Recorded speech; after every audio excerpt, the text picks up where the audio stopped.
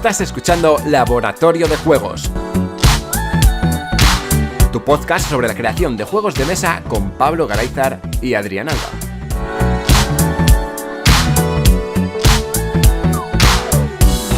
Bienvenidas y bienvenidos a un nuevo programa de Laboratorio de Juegos. Yo soy Adrián Alba y como siempre tenemos al otro lado de la línea a Pablo Garayzar. Hola, Pablo. Hola, ¿qué hay? Hoy venimos con el Rincón de las Mates y Paco ha dicho que puertas abiertas. Así que, Paco, hola. Hola, ¿cómo estáis? Sí, puertas abiertas porque el Rincón de las Mates no es un despacho, sino un rincón abierto de este laboratorio donde tenemos una mesa grande y muchas sillas. Y se ha acercado a este rincón pues un gran amigo, gran matemático y autor de juegos, que es Ferran. Así que viene a contarnos algo y bienvenido, Ferran. Hola, ¿qué tal? Pues gracias por abrirme las puertas del rincón y a ver si sale un buen programa hoy. Muy bien. Está aquí Ferran porque nos propuso tratar un tema matemático. Nos dijo, bueno, Paco, ya está bien de las mandangas que nos cuentas, pero vamos a entrar un poco en harina. Y si necesitas ayuda, y le dije, pues encantado. Así que, ¿qué es lo que nos vienes a contar, Ferran? Bueno, yo hoy quería contar o compartir básicamente con vosotros y con la audiencia es un poco el tema del balanceo de juegos, a qué nos referimos con balancear un juego y todo lo que puede venir subyacente a este punto. Y nada, simplemente para poner en contexto, estaba desarrollando un juego y pensé básicamente en vosotros dos, en la visión más probabilística que utilizas tú, Paco, cuando balanceas un juego y la versión más estadística que Pablo, por ejemplo, cuando hace sus programas de ordenador para testear un juego. Y viendo esto pensé, ostras, sería muy interesante en un programa poder compartir vuestras dos visiones, a ver cómo se puede enfocar el balanceo desde distintos puntos de vista complementarios. Fantástico, pues un reto que tenemos por delante y que abordamos, si os parece. Bueno, pues si os parece podemos empezar a plantear el tema por qué partes del juego son las que hay que balancear. Cuando hablamos de balancear un juego, hablamos de diseñar los elementos del juego de manera que estén más o menos compensados, de modo que yo como jugador me enfrento al tablero de juego y veo las opciones que hay y bueno, pues están un poco compensadas, ¿no? Los recursos que son más valiosos, pues a lo mejor me cuestan más, o el guerrero que es más poderoso, pues a lo mejor tiene menos defensa. De alguna manera hay elementos en el juego que tienen que estar balanceados o equilibrados para que todos tengamos una sensación de que podemos ganar y que el juego es más o menos pues justo con todos, ¿no? Pero por donde vamos a empezar es por identificar aquellas cosas que no es necesario balancear, o no todo en un juego tiene que estar balanceado. No sé si he contado en este programa, pero utilizo mucho una familia de ejemplos que son de un patio de un colegio, de niños que están en el patio y caramelos en las esquinas. No sé si lo he comentado aquí, pero lo vamos a representar. Como estamos aquí 4, pues vamos a representar que estamos en la plaza del pueblo. Es una plaza perfectamente cuadrada y que nos vamos a inventar un juego. Los 4 nos vamos a poner en el punto central de este cuadrado perfecto y vamos a situar en las esquinas, en cada una de las 4 esquinas, pues imaginemos que hay un bar o una terraza en cada una de las 4 esquinas, y vamos a situar ahí distintos puntos de victoria. Pues por ejemplo, en una pues vamos a dejar pues una tapa de jamón, en otra vamos a dejar en otra de las esquinas 2, en otra 3 y en otra 4. Estamos los 4 en el centro de la plaza y a una voz de silbato pues vamos a salir corriendo para ver quién consigue más tapas. Es un juego muy sencillo. En principio estamos equidistantes los 4 de las 4 esquinas, pero las esquinas son distintas. Está configurado así este juego. Unas esquinas son más jugosas porque tienen 4 puntos de victoria, otras tienen 3 y hay otras que son claramente peores, que otras tiene 2 y otra tiene 1. Este juego planteado así pues espera un comportamiento de los jugadores tal que vamos a tener avaricia los 4 por intentar coger más puntos de victoria. O sea que quizá nos echemos una carrera a codazos para intentar llegar los 4 a la esquina mejor de todas, que es la de las 4 cervezas o los 4 pinchos de jamón. A lo mejor alguien pues dice, pues mira, como va a haber mucha competencia en la esquina de los 4 puntos, pues yo voy a diferenciarme y me voy a ir a la esquina de los 3 puntos, ¿no? Pues es otra alternativa. El caso es que hemos planteado un juego que en su presentación no es simétrico, no está balanceado, de hecho está muy desbalanceado, pero el juego está ahí y nosotros como jugadores lo vamos a equilibrar. Y dice, bueno, está claro que de las 4 esquinas una es mejor que otra. En una hay más puntos que en cualquiera de las otras. ¿Vale? Pues si esa es nuestra conclusión, podríamos echar a correr los 4 hacia esa esquina. Pero claro, si echamos un poquito cuentas, los que estamos aquí, somos 4, solo hay 4 pinchos de jamón. ¿Quién va a llegar primero a por ellos?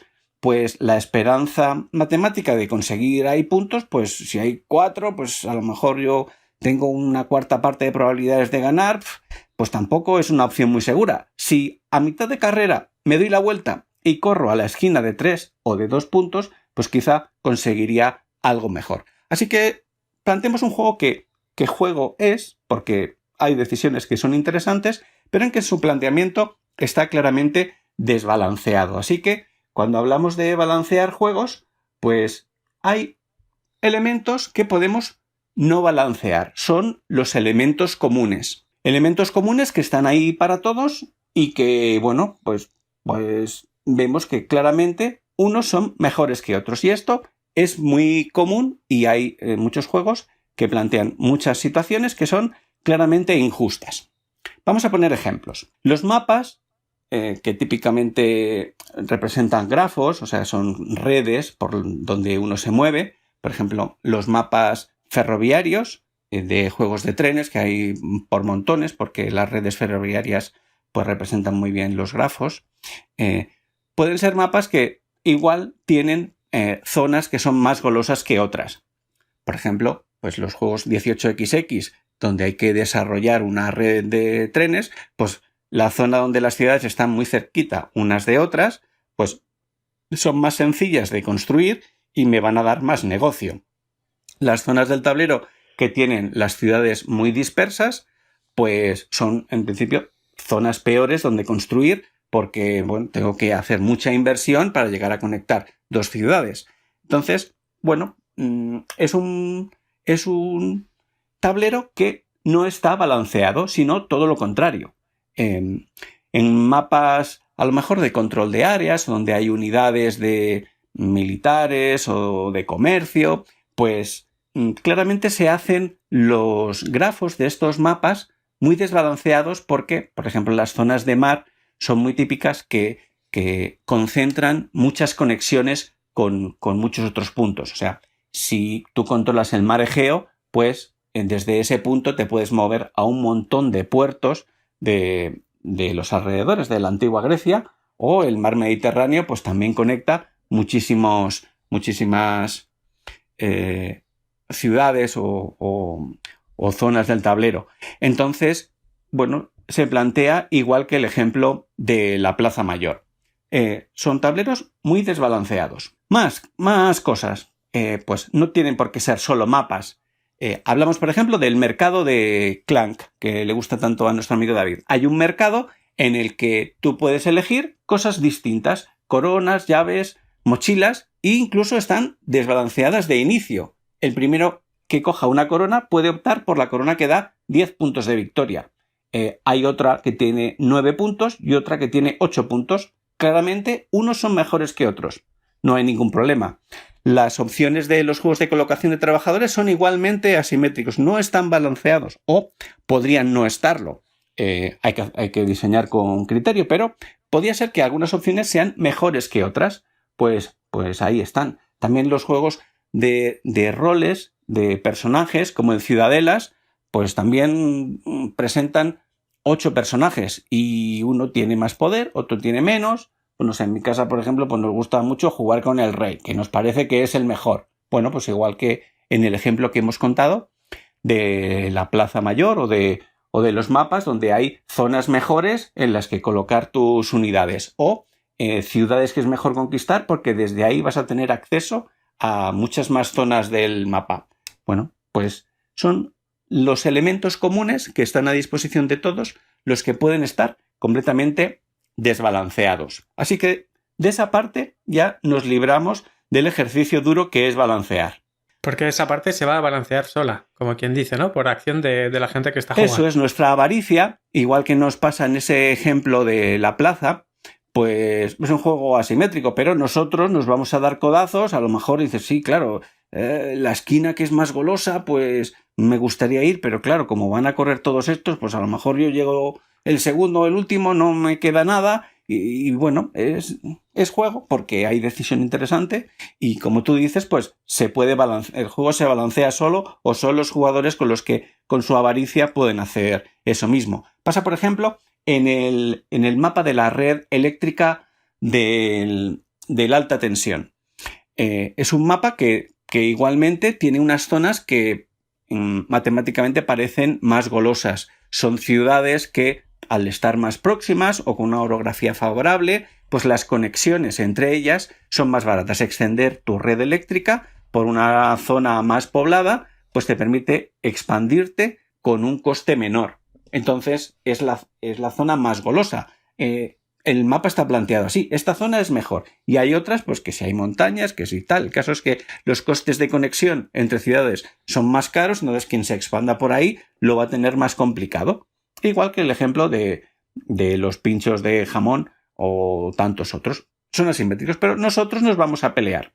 Cuando empezamos de inicio y te metes en la zona más golosa, pues seguramente vas a tener más competidores que atraídos por la miel, pues vamos a estar dándonos codazos y a lo mejor el que ha optado por evitar el conflicto, pues tiene un recurso menos valioso, pero al no tener que pelearse con nadie, pues a lo mejor le sale mejor la jugada. Vale, pues ya hemos empezado a liberar a Ferran del ejercicio de balancear las cosas que son comunes y que cualquier jugador podría elegir porque lo tiene disponible.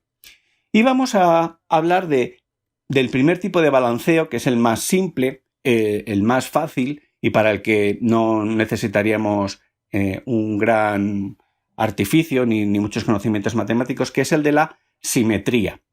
Vamos a definir un elemento de diseño que no sé cómo definir. Yo lo suelo llamar ejes, dimensiones o categorías. Son líneas de tu diseño de juego que viene desarrollado en distintos elementos de tus componentes o de tu juego con distintos valores. Voy a poner un ejemplo porque si no, no me explico. La baraja española. Una baraja española está definida con dos dimensiones. Una de ellas son los palos de la baraja, oros, copas, espadas y bastos. Y el otro eje es el tipo de carta que es. Si es un as, si es un rey, una figura, o es un 2, que es una carta muy mala. Esos dos ejes son muy distintos. Hay un eje que es simétrico, que es el de los palos de la baraja, que en principio, pues los oros, las copas, las espadas y los bastos. Si yo divido la baraja en 4 grupos, pues veo que son equivalentes entre ellos. Ese eje lo podemos llamar simétrico. Cada elemento de juego, cada componente, el 2 de copas, pues viene caracterizado por 2 puntos de esos dos ejes. Por ser una copa, y ser una copa o una espada, pues es equivalente. En cambio, el ser un 2 hace que, por ejemplo, en juegos como el tute, pues sea una carta muy mala. Entonces, bueno, pues ahí tenemos un ejemplo de un eje que es simétrico y otro que no lo es. Bueno, una manera de balancear los juegos o una manera de balancear una parte de los juegos es definir ejes simétricos. Vamos a poner ejemplos que así me explico mejor. El virus que todos conocemos. El grupo central de las cartas del virus viene representado por dos elementos, dos dimensiones del juego. Una de ellas es el tipo de órgano, corazón, cerebro, hueso, estómago. Esa es una de las dimensiones del juego. Y otro es el tipo de carta que es. Que puede ser un órgano, por ejemplo, un hueso. Puede ser un virus, por ejemplo, un virus que ataca a los huesos. O una carta que a ti te cura, ¿no? Una vacuna, dice, esta carta me cura mi hueso. Entonces, ese núcleo principal que define el corazón del juego del virus, pues tiene estas dos dimensiones y las dos son distintas. Hay una dimensión simétrica de inicio, no copas, esto es equivalente. Corazones, huesos, estómagos y cerebros son iguales. Si en la primera jugada te cae un hueso, un cerebro y un estómago y tú tienes que decidir cuál de ellas jugar, pues no tienes nada a lo que agarrarte, porque en esa dimensión son las tres iguales. Puedes jugar cualquiera de ellas, matemáticamente tiene la misma función. Ahora, si nos vamos al otro elemento, al otro eje, que es si la carta te fastidia a ti porque es un virus, si es algo que me hace bien a mí porque es una vacuna, o es algo que me permite crecer porque me añade un órgano nuevo, pues ese eje, al ser asimétrico, sí me permite tomar decisiones. Es algo a lo que me puedo agarrar. Si nada más empezar, pues yo tengo un virus de hueso, una vacuna de hueso, o tengo un hueso para implantar en mi cuerpo, pues sí me permite tomar decisiones porque es asimétrico. ¿Qué quiero ahora? ¿Quiero fastidiar a los demás? Pues entonces hay una carta que me lo permite. Ahora lo que quiero es beneficiarme a mí, bueno, pues utilizo las vacunas y me curo a mí. Así que cuando yo planteo el diseño de mi juego, defino dimensiones y esas dimensiones, algunas son simétricas y otras no lo son. La ventaja de esos ejes que tienen valores simétricos es que la simetría, por definición, ya viene balanceada. En una baraja española, las oros, las copas, las espadas y los bastos están perfectamente balanceados porque tienen sets de cartas iguales. El virus está configurado así. Los 4 palos de los 4 órganos están equilibrados. Hay el mismo número de órganos, el mismo número de virus y de vacunas y está definido así. Hay un palo adicional que sería el multicolor, el famoso multicolor del virus, que es un órgano especial porque le afectan todos los virus, multicolor y las vacunas, y entonces es un órgano como más guay. Entonces ese no es simétrico respecto a los demás. Para tomar decisiones, pues sí me puedo apoyar en ellos porque como es un órgano más guay, por ejemplo, si me tengo que curar algo, pues me curo el órgano multicolor porque, bueno, es el más flexible, el más versátil, el que hace que mi posición pueda ser mejor que la de los demás jugadores en la mesa.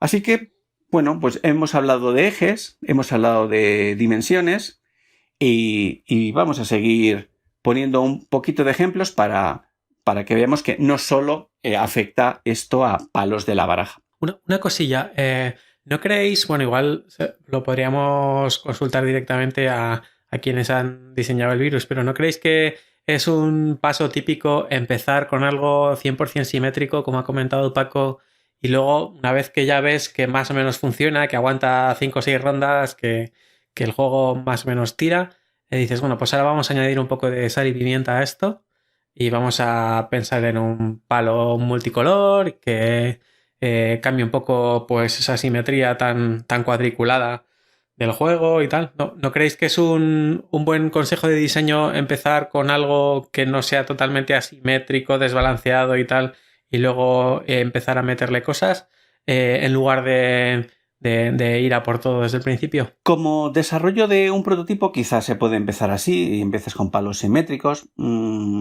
podría ser, y luego pues vas jugando con asimetrías, puede ser, pero los ejes simétricos y los asimétricos tienen ambos ventajas y desventajas. No son ninguno mejor que el otro, sino son apropiados para distintos diseños. Los ejes que son simétricos, como estos órganos del virus, que en principio los 4 pues, son sets equivalentes, pues están balanceados, eso ya es una ventaja y no tengo que hacer muchos cálculos para obtenerlo, pero además tiene otras ventajas como que descargo al jugador de tener que fijarme en eso. Imagínate otra configuración de la baraja que podían haber hecho. Por ejemplo, pues mira, como el cuerpo humano tiene más huesos, pues voy a añadir en la baraja un hueso más. Además, pues como las vacunas, pues qué sé yo, pues las vacunas del corazón están muy desarrolladas, pues pongo una vacuna más del corazón que del resto. Y de los virus, pues como el estómago pues comemos y tal y nos sienta mal, pues vamos a poner un virus más de color verde. Podíamos haberlo hecho así. Así, la primera decisión de la partida hubiera sido más interesante. Porque te vienen todos los órganos y digo, uy, pues mira, los huesos en realidad hay más en la baraja. Entonces a lo mejor puedo jugarlo antes, porque total, si me lo malogran, pues como hay más huesos en la baraja, o sea, siendo un eje, asimétrico, me permita más elementos para tomar decisiones.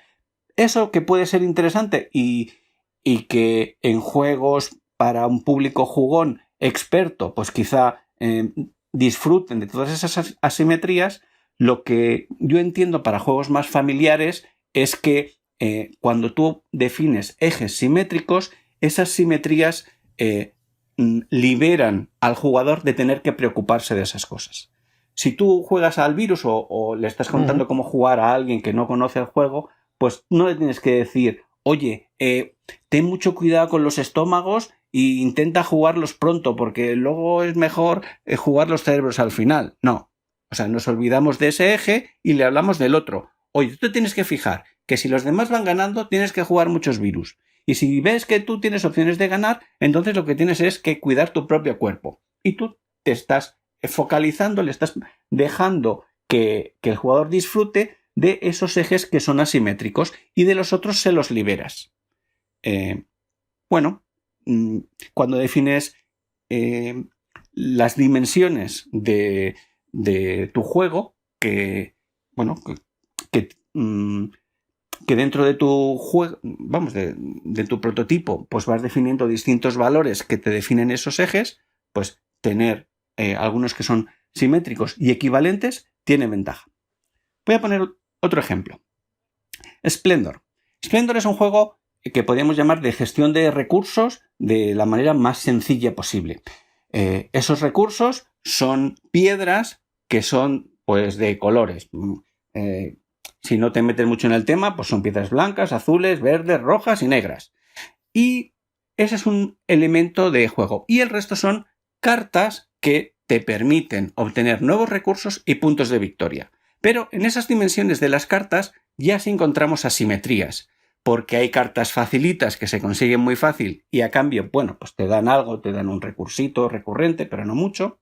Si tú pagas más, entonces ya te dan más puntos de victoria y si eres capaz de comprar cartas que son carísimas, pues te dan muchos puntos de victoria. Entonces, ahí es donde está la gracia del juego en los ejes asimétricos. Cuando tú le explicas a alguien cómo tiene que jugar, le puedes decir, pues mira, tienes que intentar coger las cartas de arriba, aunque sean más costosas, porque si coges solo cartas baratitas, pues al final vas a sumar muy poquitos puntos de victoria. Tú le estás contando qué es lo más interesante en ese eje asimétrico, porque los 5 colores de las piedras, que son los recursos, está diseñado de manera que sea todo simétrico.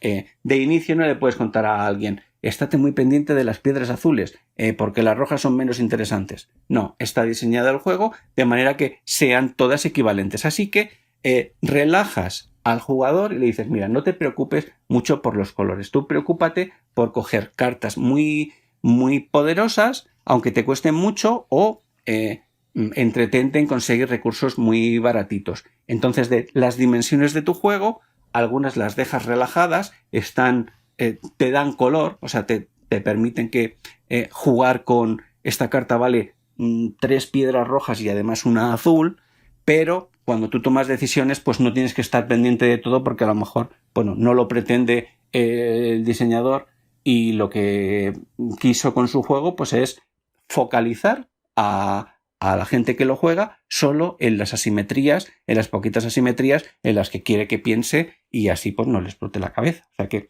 es una alternativa de diseño el definir ejes de tu juego como simétricos. Respecto al ejemplo del Splendor, aquí hay una genialidad que tiene el juego, que es, aparte de la simetría que tienen los distintos colores de las piedras preciosas, hay unos artesanos finales que te dan una asimetría en el juego cada vez distinta, porque hay un objetivo final que te da un valor, una capa adicional de respecto a la simetría de los componentes que te dice, no, en esta partida el color azul vale un poco más que el rojo, porque hay más objetivos de este color. Y este es un punto que, a partir de una simetría, también se pueden meter capas asimétricas en un juego, que le da una riqueza y una variabilidad que es lo que te permite a veces la lectura de la partida y estas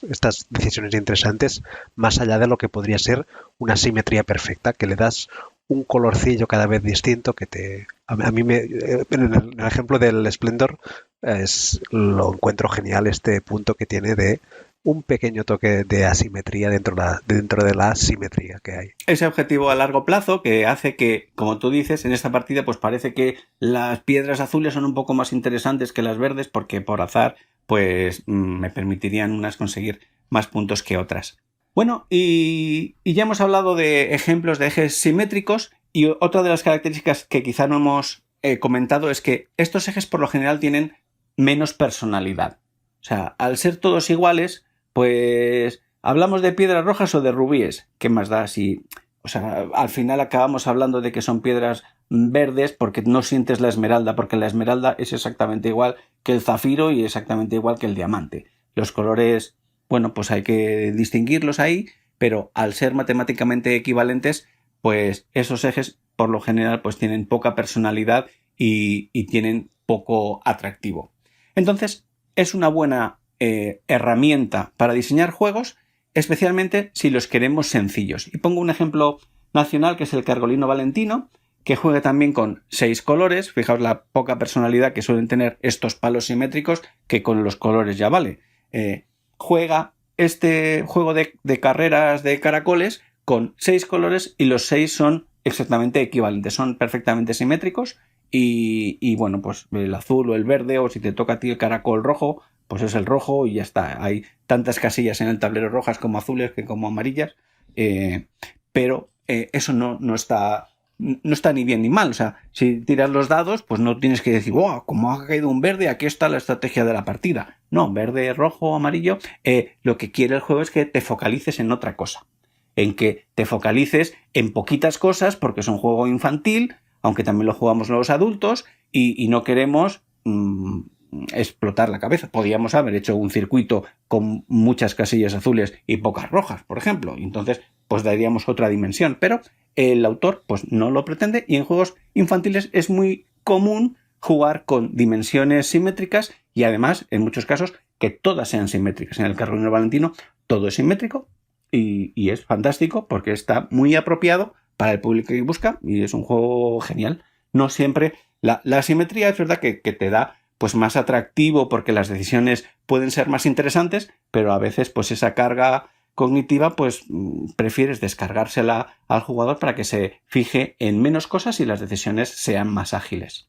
Vale, pues ya hemos hablado de lo que puede estar claramente desbalanceado.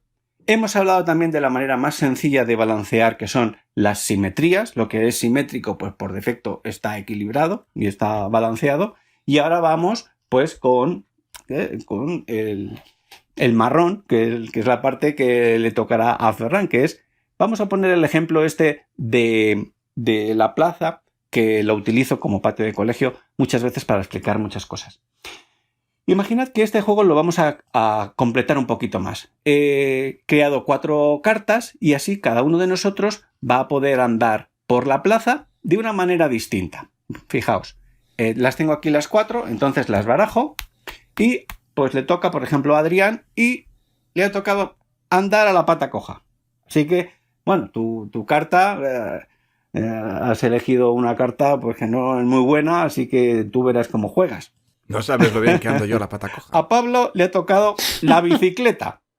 Así que, bueno, si es capaz de ir rápido, podría incluso llegar a 2 esquinas o a lo mejor hasta a 3. A Ferran le ha tocado el saco, así que te metes dentro del saco y a dar saltos. Y bueno, a mí me ha tocado ir reptando, así que, bueno, mi estrategia quizás sea ir a la esquina menos golosa, que es la de un solo pincho de jamón. Y bueno, pues esta es otra variante del juego. ¿Qué opináis de ella? ¿Qué opina, por ejemplo, Pablo, que le ha tocado la bicicleta? ¿Te gusta?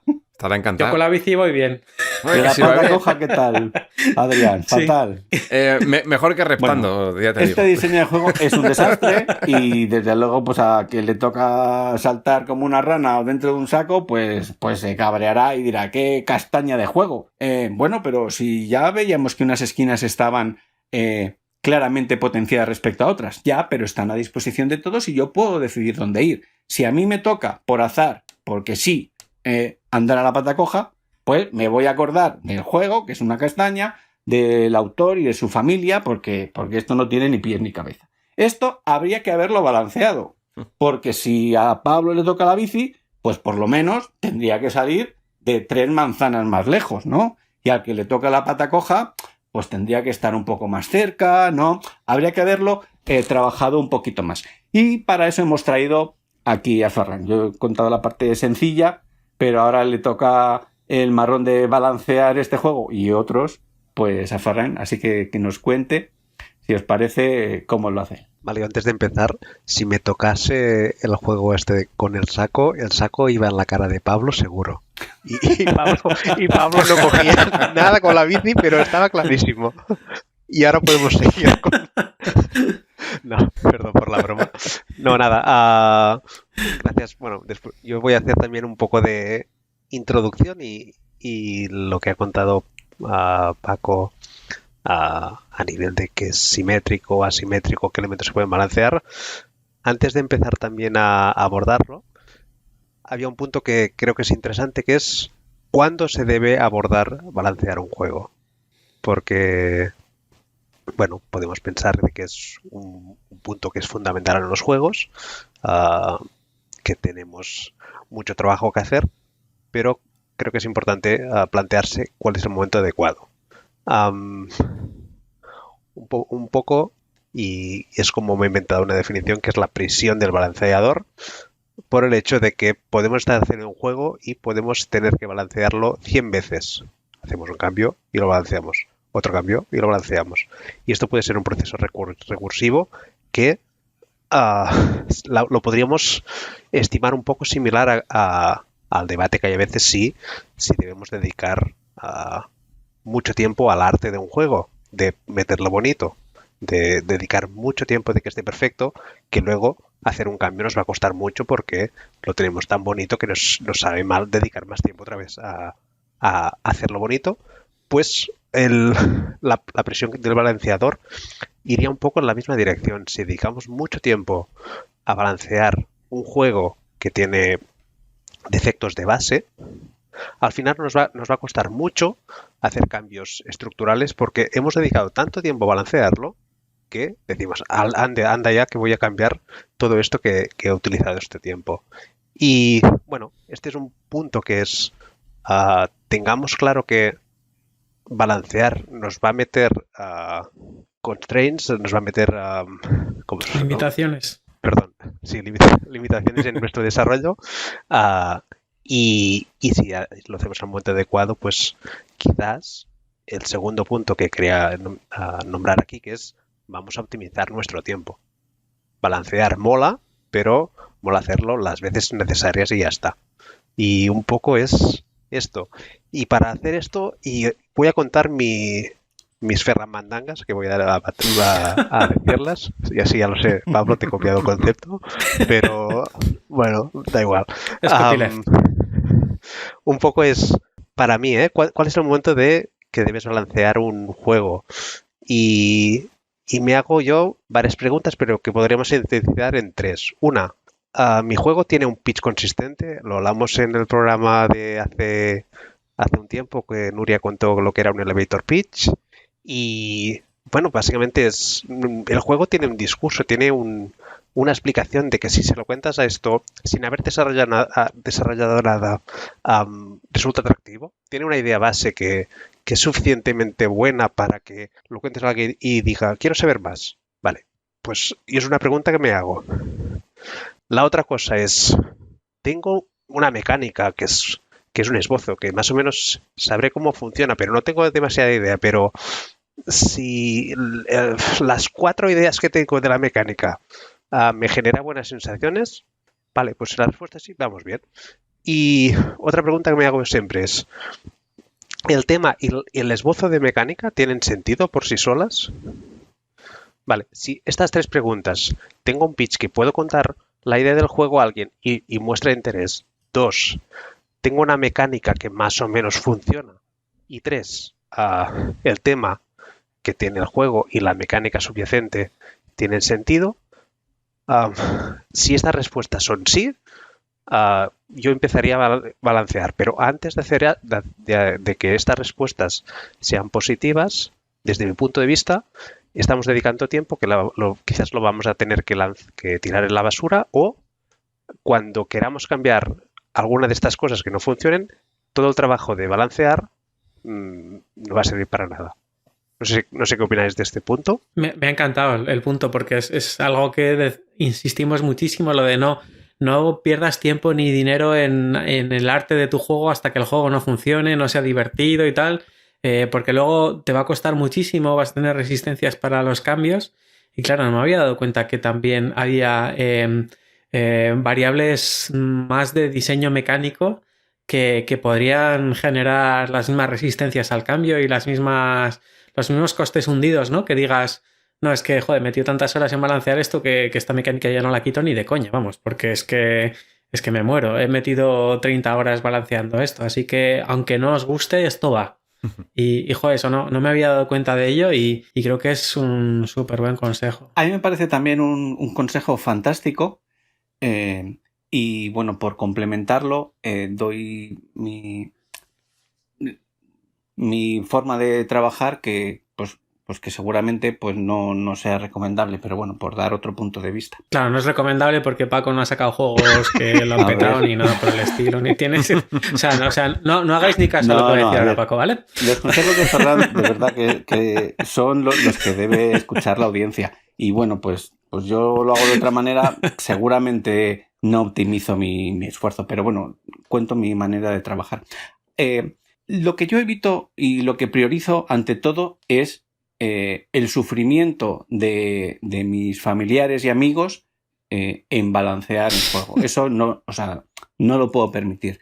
Pero bueno, es mi forma de trabajar. Es verdad que probamos los juegos 1000 veces, pero probamos otras cosas. El balanceo ya corre de mi cuenta.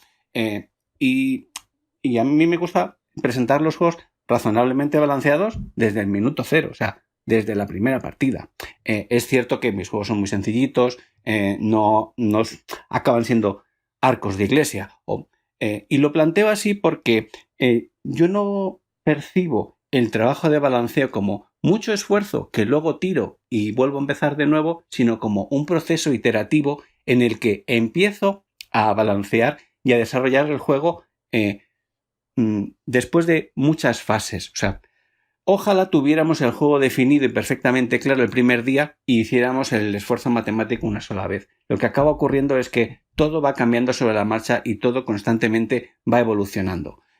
Entonces, tú empiezas a hacer un balanceo, el juego lo vas desarrollando, esto no funciona y poco a poco ese trabajo de balanceo se va afinando semana tras semana, semana tras semana, y es el mismo trabajo que se va detallando cada vez un poco más. No es que hayas balanceado el juego y tires todo eso a la basura y tengas que empezar de nuevo. Por lo menos yo no lo planteo así, porque todo el trabajo de balanceo se apoya en unas variables configurables. Es increíble lo que se puede hacer con Excel, porque es una herramienta muy flexible y muy versátil, y entonces planteo que todos esos pilares, los números en los que descansa el juego, están configurados en unas matrices de datos de entrada, ¿no? La configuración de mi juego es así, se descansa en estos 12 números y todo el balanceo se apoya en esos 12. A medida que avanza el diseño y el desarrollo del juego, esos numeritos pueden ir cambiando, pero todo se recalcula de manera dinámica y cada semana que mejoras algo, optimizas algo en el juego, pues el Excel lo vas mejorando un poquito más. Ahora se me ha ocurrido un tipo de carta distinto, ahora se me ha ocurrido no sé qué, y acompaño el trabajo de balanceo con el trabajo de diseño del juego. Seguramente no sea el método óptimo y seguramente, seguro el consejo de Ferran sea el mejor pues para casi todo el mundo, pero bueno, quería comentar mi punto de vista por tener uno más. Yo ya definía que iban a ser ferramandangas, o sea que no es nada de libro, no es nada canónico y es mi experiencia de cómo funciona. Y lo bueno es ver dos puntos de vista totalmente separados de inicio para conseguir lo mismo. Pero, o sea, se pueden haber varios caminos para llegar al mismo sitio. Yo, y te cuento mi experiencia para cuando hago un juego, las primeras partidas de testeo son un horror. Porque el juego no está desarrollado. Tengo 4 ideas y pido a nivel de feedback es, por favor, dadme la visión general del juego. ¿Cuáles las sensaciones? Si veis que el tema tiene sentido. Y incido claramente que el balanceo no es importante. Que, por favor, el juego no funciona y lo sé. Y que el feedback no se centre en esto. Y también el otro punto que yo utilizo, pero es a nivel de experiencia, es trabajar el concepto a nivel muy global, intentando siempre, como tienes grandes cajitas de grandes ideas, y me esfuerzo a mí mismo de no desarrollarlas. O sea, estar en un estado de boceto todo el rato, de grandes ideas, sin entrar a lo que al cuerpo te pide. Voy a hacer el juego ya. Espérate un poco. Y yo lo hago así, a mí me funciona, pero ya te digo, es otra forma de intentar calmar la ansia de balancear y dejarla para más para el final, pero que son dos caminos totalmente complementarios de funcionamiento. Quizás sea más razonable lo que planteas porque tus juegos son más profundos que los míos y el árbol que desarrollan es más amplio y es verdad que no te ata, digamos que, bueno, te permite soñar y desplegar y el trabajo duro lo haces al final y eso es fantástico. A mí tengo que decir que ha habido juegos que la posibilidad de balancearlo de manera precisa me ha frenado o me ha marcado límites. Límites que me marca el propio Excel. Me gustaría que Excel tuviera más de 1 millón de filas, pero no lo tiene. Entonces, cuando hago combinaciones, pues hay veces que hay números que me han definido las limitaciones matemáticas que yo puedo desarrollar porque si no el juego se me rompe. Y es verdad que se podía equilibrar de oído, pero bueno, no, o sea, yo no lo puedo permitir. O sea, si yo hago juegos es porque me gusta y porque lo quiero hacer lo mejor que yo sé hacerlo. Y esta parte que la tengo mejor controlada, pues no permitiría hacerla de otra manera. O sea, ya cometo otros errores en otras partes del diseño, pero en esto pues no me lo... O sea, a ver, no estaría a gusto con mi resultado, así que así trabajo. Yo, para evidenciar mi total falta de criterio, estoy también de acuerdo con Paco. Creo que en la parte de testeo, Ferran supongo que tendrá un grupo de testeo muy, muy, muy afín, muy majo, gente muy entregada para la causa, pero me solidarizo con la familia de Paco y creo que tenemos que hacer un pequeñito esfuerzo de balancear, es decir, que el chamizo que estamos montando por lo menos no se le caiga el techo encima de la gente que ha entrado para probarlo 5 minutos, ¿no? Entonces, sí que creo que todo lo que podamos avanzar y que no nos cueste mucho, es decir, mira, vamos a dedicar... No voy a terminar por cuadrar el balanceo de esta parte del juego, pero igual antes de gastar 1 hora de testeo voy a gastar 1 hora de Excel o 1 hora de pensar en intentar verle las pegas o buscarle las cosquillas a esta parte del juego para balancearla mínimamente y luego ya seguir. Es decir, un poco Pareto, ¿no? Vamos a intentar hacer el 80% en el 20% del tiempo estimado y a partir de ahí tirar, porque si vamos totalmente a pelo, pues o estamos en un grupo que nos permite un poco de todo, es en plan, bueno, ya sabemos que lo que traes el primer día es algo que lo único que quieres mirar es un poco pues sensaciones generales, temáticas, si hay algo rescatable, qué ideas os surgen a partir de este boceto o lo que sea, pero si quien lo está testeando está esperando una experiencia lúdica, pues quizá eso sea demasiado boceto. Entonces, no sé, yo reconozco que a Paco le he leído mucho, sobre todo por los grupos que monta y todo eso, y que se le nota que tiene alma de relojero, ¿no? De hacer cosas que funcionen, que vamos a hacerlo primero, pues, matemáticamente bonito, elegante, y ahí hay una belleza, hay una belleza en el diseño y bueno, estoy totalmente enamorado de esa forma de entender el diseño, pero también estoy a la vez muy, muy a tope con lo que propone Ferran de vamos a simular que esto funcionará. ¿Vale? Yo soy más de la opinión de Ferran. Vamos a simular que esto funciona. A mí me gusta coger las ideas que se me han pasado por la cabeza, materializarlas como buenamente puedo y probarlo. O sea, no perder más tiempo en nada. De ahí que salga yo con prototipos con cariocas y rotuladores. Porque para mí hacerlo lo más rápido es estar en la mesa y hacer un cuadrado con un boli y pintarle 2 colores para diferenciar 4 cosas. Obviamente no se lo voy a sacar a cualquiera. Siempre lo vas a hacer con un grupo de confianza y sabiendo qué es lo que estás proponiendo. Y cada vez que yo hago esto digo, tengo una idea y mi idea es esto, esta mecánica, estas sensaciones, esto lo que sea. Vamos a probar esto y me dices si eso funciona. Digo, no quiero que me digas, y luego siempre te dice alguien, no, porque esto está desbalanceado. Y yo, ¿qué te he dicho? Claro, y yo que ya lo sé, que es la idea principal. Entonces, para ver si eso sigue adelante o no, a mí sí me resulta interesante ver si la mecánica principal o la mecánica que estoy buscando funciona antes de balancear nada, porque si mi juego está basado en una mecánica, el balanceo es algo secundario, que tiene que venir después. Porque si la mecánica que yo he pensado... es trabajo. Sí, porque si la mecánica que yo estoy pensando directamente no funciona, pues ¿para qué voy a invertir tiempo en balanceo y en hacer otras cosas si es algo que va a ir a la basura? Por darle el punto de calidad a Ferran y que salga victorioso de este primer combate dialéctico, ahora que somos 4 y somos pares, tengo que decir que es verdad que en esos grupos de matemáticas he desarrollado modelos matemáticos muy elaborados que no tenían ningún juego detrás y que se han caído. Si recordáis, montamos un sistema basado en el ábaco romano súper elegante y súper interesante de un juego que nunca funcionó ni lo más mínimo, y también de unas carreras asimétricas de corredores que todos corrían con dados distintos, y también era una virguería y unos gráficos y unas distribuciones de probabilidad fantásticas de un juego que no funcionaba. Entonces, pues haced caso, chicos, a Ferran, que es el que pilota y es el único matemático de este grupo.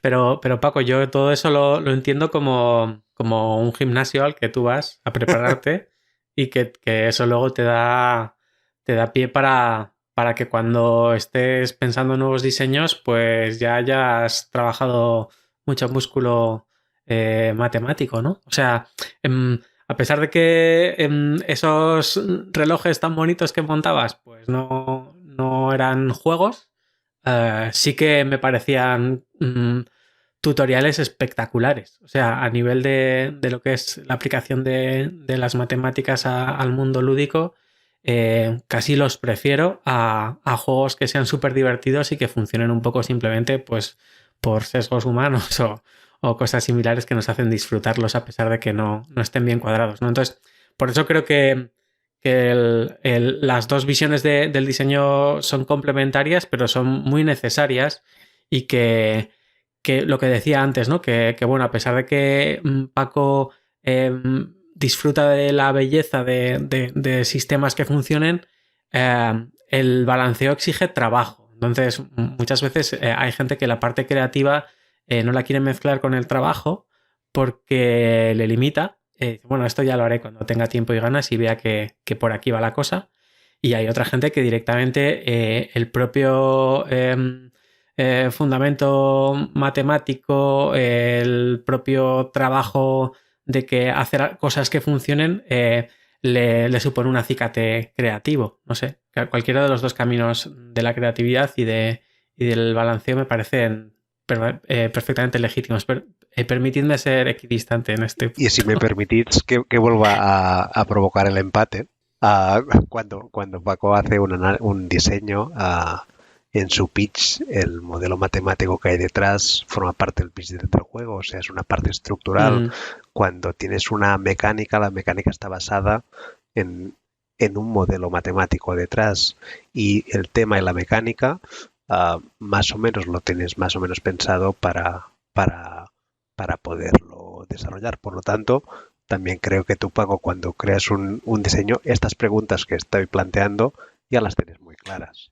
Bueno, O sea, que yo creo que tampoco... a veces me tiro a la piscina en estos grupos de matemáticas y entonces pues me veo con el público animando y entonces pues me enredo, me vengo arriba y acabo haciendo castillos de arena que se acaban desmoronando, pero yo creo que algunos nos lo pasamos bien, entonces, bueno, pues objetivo cumplido.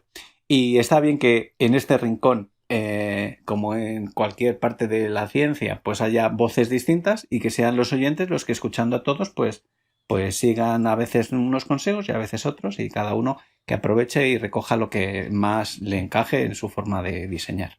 Si queréis, ahora hemos comentado un poco de cuándo podemos abordar el balanceo, o sea, al principio, al final, si a medio plazo, a corto, un poco también a nivel introductorio y leyendo un artículo de 3 grandes formas de balancear un juego, os iba a plantear 3 ítems muy sencillos para tener en cuenta para poder hacer el balanceo de un juego, si os Perfecto. parece. Ujú. Perfecto. El, el tercer punto sería intenta cuando estés testeando un juego probar distintas estrategias. El artículo que leí a nivel de práctica también creo que es un buen consejo.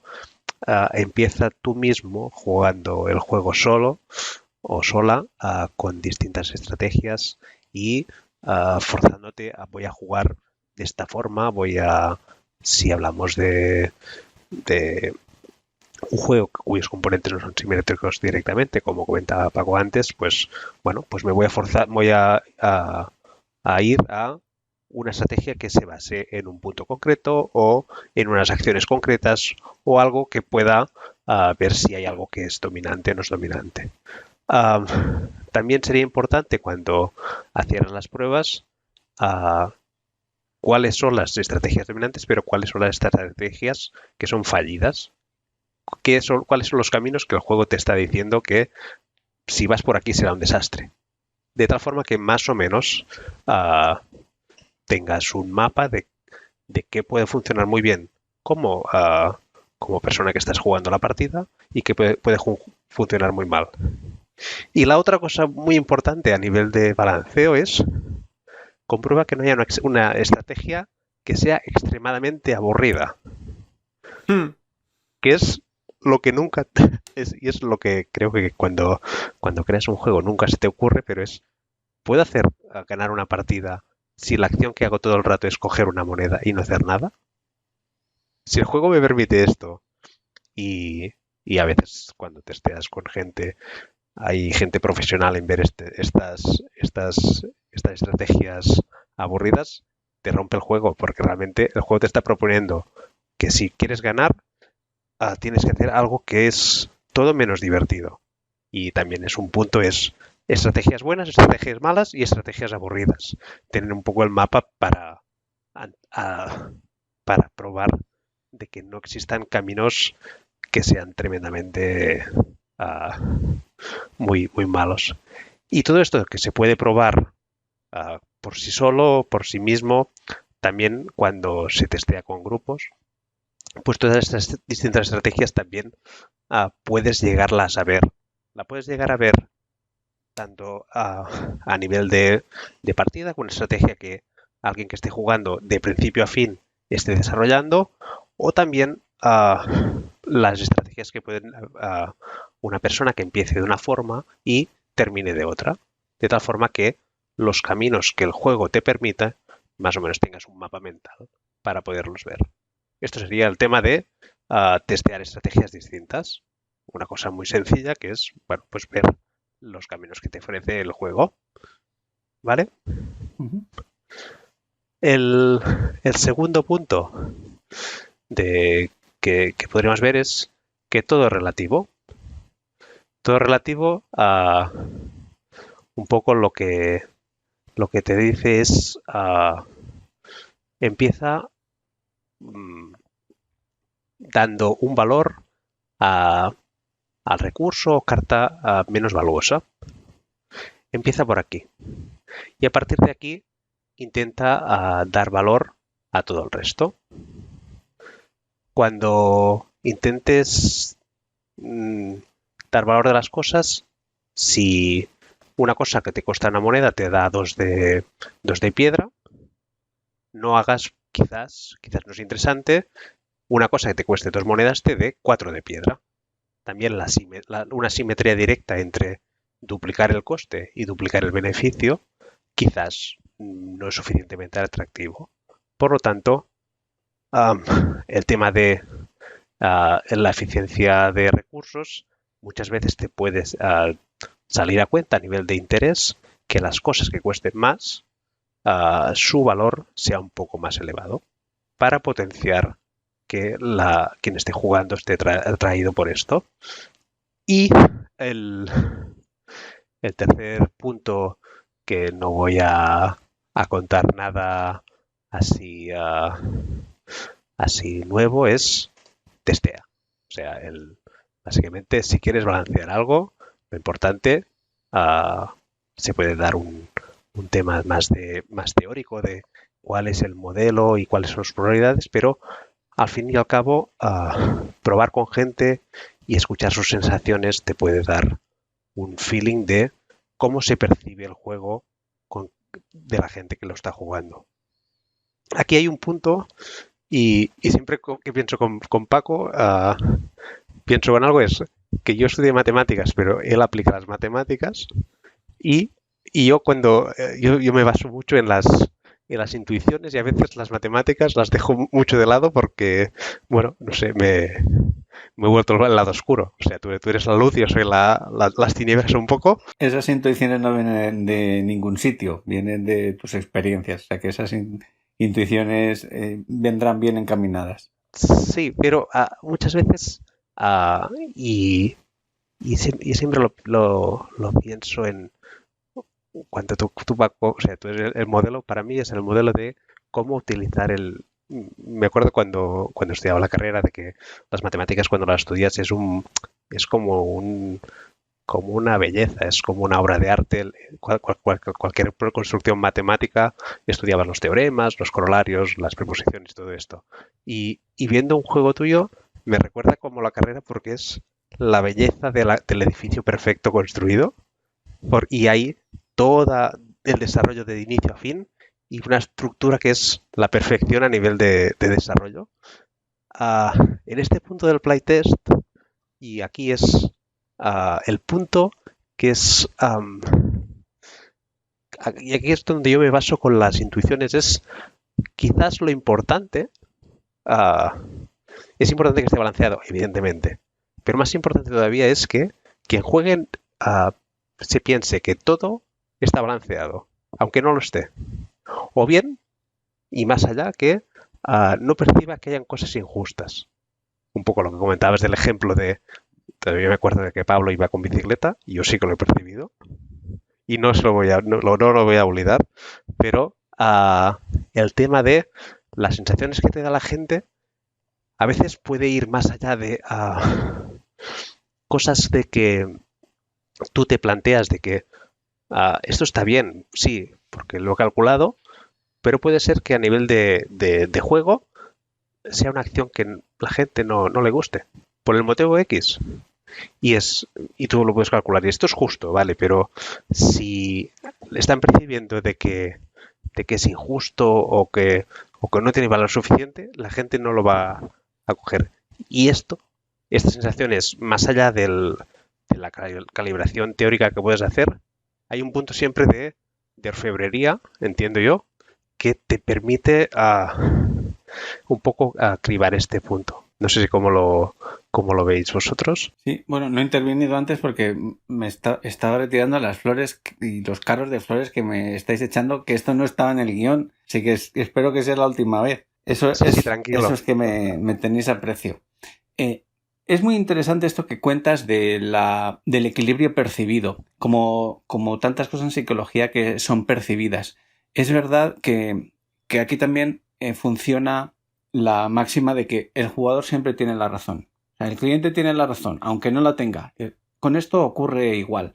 Es muy común que tú enseñes tu prototipo y la gente se queje siempre de lo mismo. Y tú, que sabes mucho más de tu juego porque le has dedicado 100 horas y el que tienes delante le ha dedicado un cuarto de hora, pues tú sabes claramente que no tiene razón, pero una y otra vez te lo dicen, y hay que ceder. O sea, te tienes que bajar del burro. Tienes la razón, pero te tienes que bajar del burro porque la percepción es lo que vale.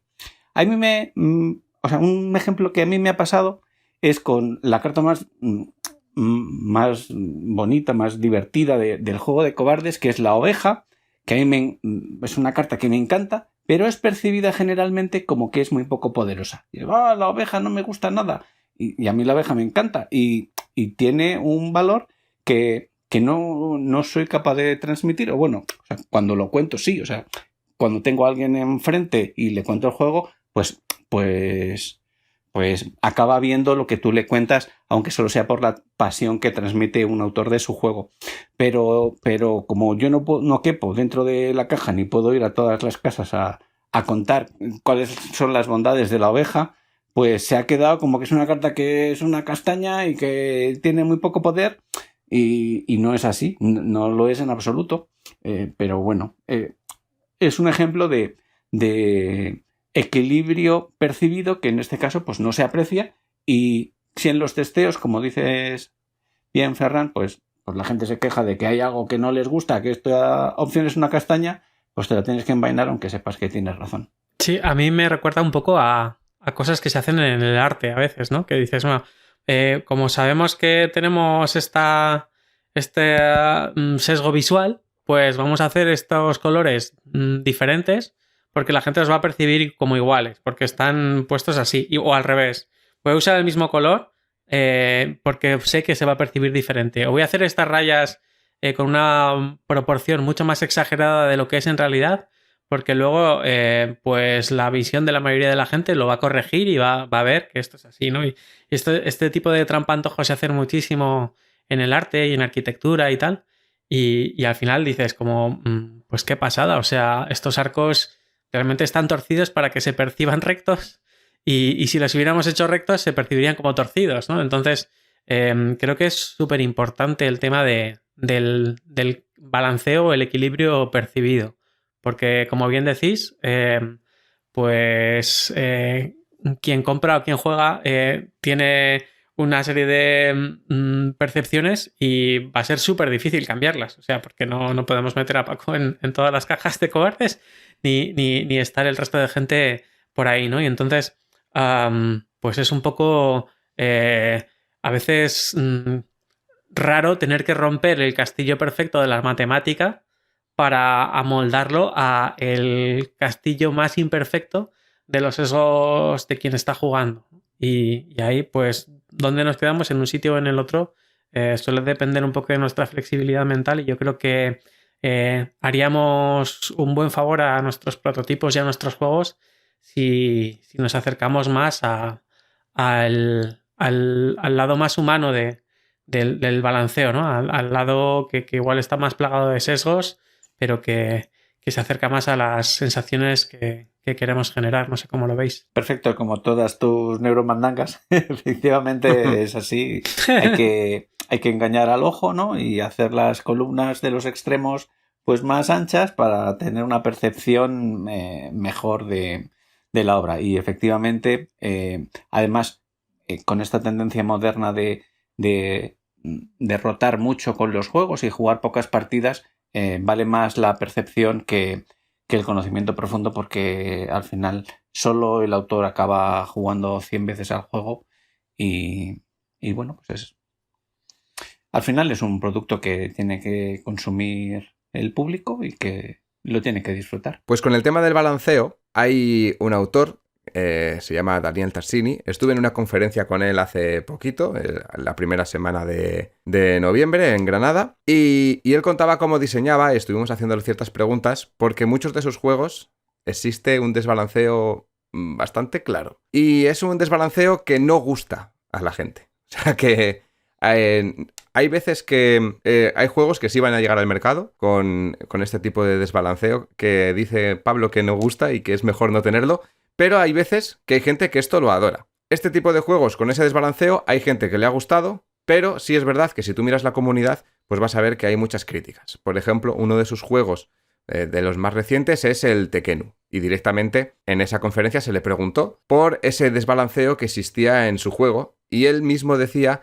que él quería ese desbalanceo para forzar a la gente a que fuera por unas estrategias concretas. En mi criterio es un mal enfoque de diseño, pero él quería que, con todos los elementos que hay en el juego, que existieran ciertas alternativas, pero que cuando esa alternativa fuera la potente, porque hay ciertas condiciones que van a hacer que esa alternativa fuera potente, todo el mundo se pegara ahí. Pero eso obliga a todo el mundo a trabajar, o sea, a jugar de la misma forma. De forma que siempre vamos a ir todos con la misma estrategia para ir siempre a lo más potente y nos pegamos en lo más potente y voy a buscar alternativas, pues es como si estuviéramos en el patio que comentaba antes Paco, en el que dice, mira, estamos todos en el centro, nos vamos a ir, tienes aquí el plato con 4 pinchos y en el resto tienes menos.